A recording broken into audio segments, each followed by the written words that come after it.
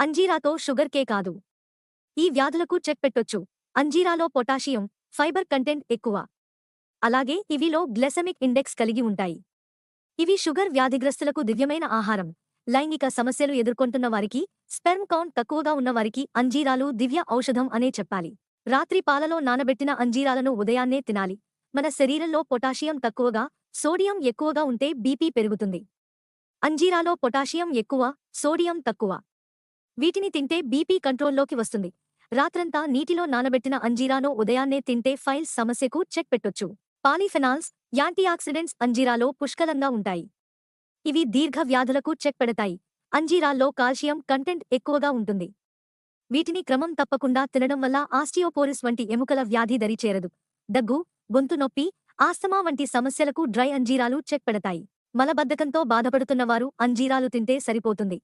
వీటిలో హెచ్చు స్థాయిలో ఉండే